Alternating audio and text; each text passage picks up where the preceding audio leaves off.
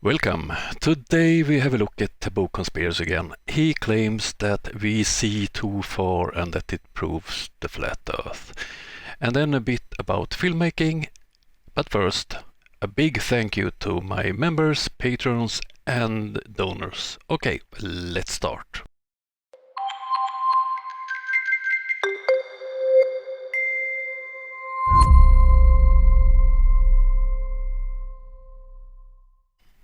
In my last video I had a look at Level Earth Observer's video about Russian satellites and their AWAC planes, and I proved that Leo don't know anything about the subjects it handles in his video.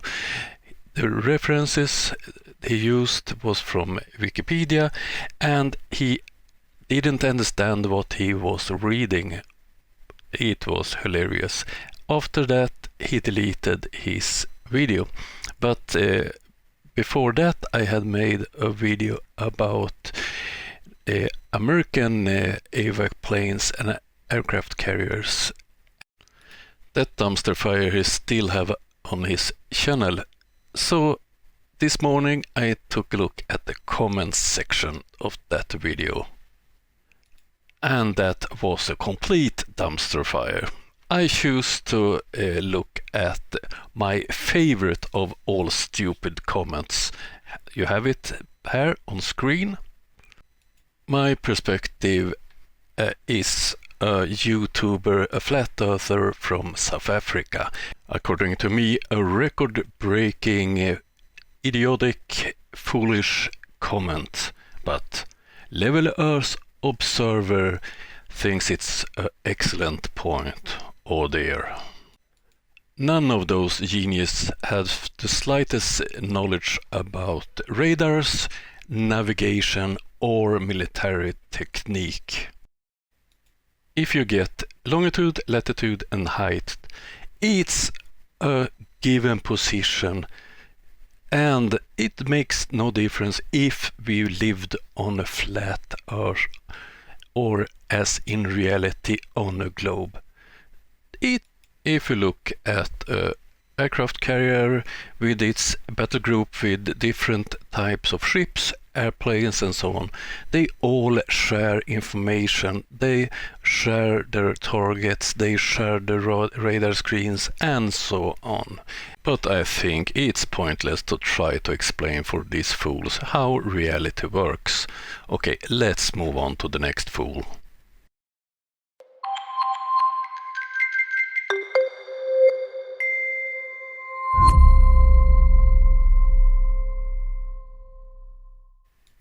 This video is one that I found on Taboo Conspiracy's new channel. It started this channel some weeks ago and it's called the Taboo Conspiracy 4. I don't know if he's blocked on Taboo Conspiracy 3 or if he's convinced that he will be. Okay, let's look at this nonsense. As I have proven, and will continue to prove, when visibility is high without miraging, we see way too far in total contradiction to the globe model. You have proven? No, you have never proven that we see too far. It's in your fantasies. Okay, let's move on with your video.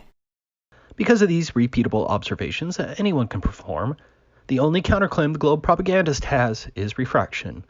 As though refraction has this fairy tale property that inexplicably removes all evidence of giant bulges of Earth curvature. The globe claim is patently false. As shown here and in countless examples, refraction is real. It compresses, it stretches, it distorts, it obscures and mirages.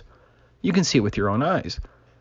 But the globe propagandists have hijacked the term refraction and took this observable reality and deceptively changed refraction into an imaginary Earth curvature removing device. You have a big problem with that statement. To that to work, the refractions must go the other way. Hide instead of lift up things. Oh dear. You have no proof for these statements. It's all in your fantasies. In my last video, I shared this footage proving the Earth is flat. The globe horizon was supposed to be closer than 2.3 miles, but the horizon is many miles beyond 11.2 miles. The globe bulge was supposed to be blocking 25 feet of the first turbine and blocking 53 feet of the furthest turbine. Okay, this old observation, it have been debunked by me and other flat Earth debunkers. But a question to do, Taboo. If refraction is a reality, why don't you use it when you're calculating? Strange. I filmed this footage as my wife walked from the top of the beach all the way to the water's edge, where she placed a 4-foot mirror into the water 6.3 miles away. I filmed her the entire way, but the globe curvature was supposed to be hiding 12 feet. But look at this still from the video. There is absolutely no distortion of the distant shore, but this 12 feet here should be behind the curvature of the Earth, like this. Did that 12 feet hop the curvature without causing a cascade of distortion? If 12 feet jumped the curvature, wouldn't it then overlap the 12 feet above it, causing manifest distortion? So that part you cut out is 12 feet according to you. Okay, so from the shoreline to the top of the building, it's 12 feet. Oh dear. Oh, are you serious? You call these proofs? Oh, either you are completely stupid or a big liar. How did refraction affect everything but the closer giant bulge, but instead made the bulge disappear? To the honest and reasonable thinking person, the refraction argument of the globe propagandist is utter nonsense and should be shunned as such. The bulge disappear? Oh dear. Are you stupid or dishonest? What you see as the top of the bulge, that's where the apparent horizon is. Is it so hard to understand? Take a big ball and look at it. Don't you get it? Oh, okay, once again you prove that you have no proof for your flat earth fantasies. You talk about refraction, but you don't use it when you calculate. How stupid can a person be? Oh dear.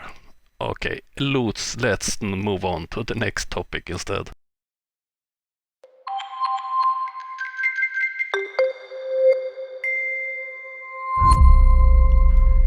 Today I will talk about making videos and the equipment. I often talk about that P1000, the Flat Earth's favorite camera, is not a professional camera.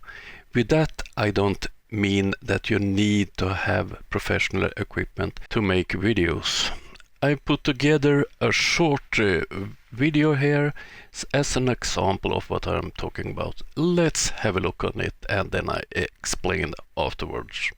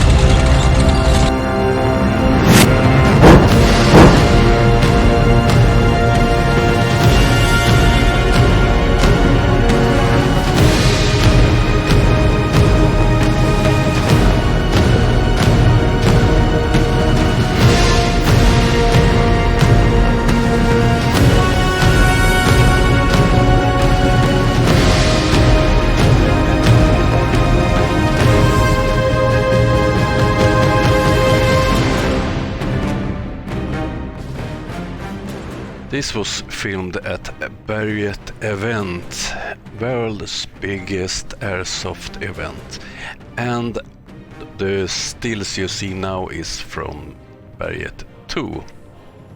To make my point, I choose videos from two totally different equipments.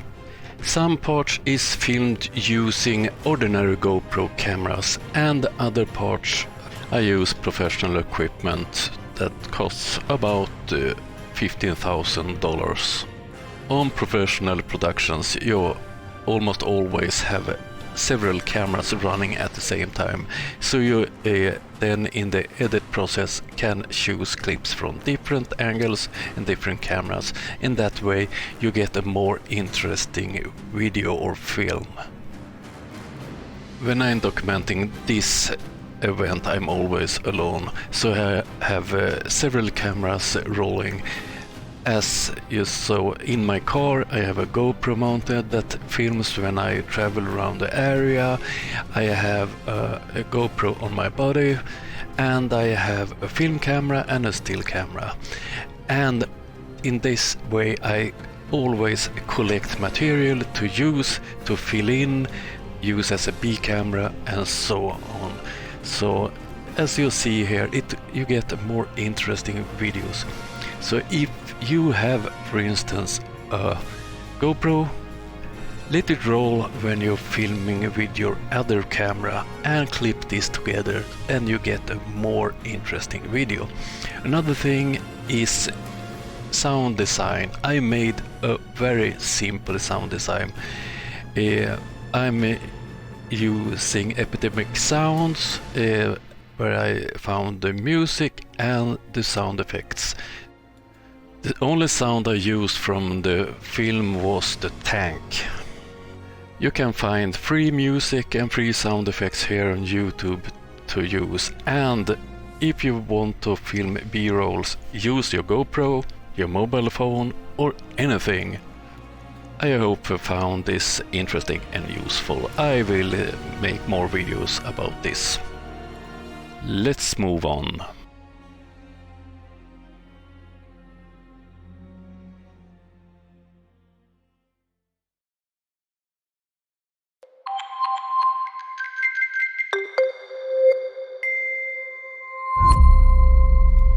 I hope you liked this video.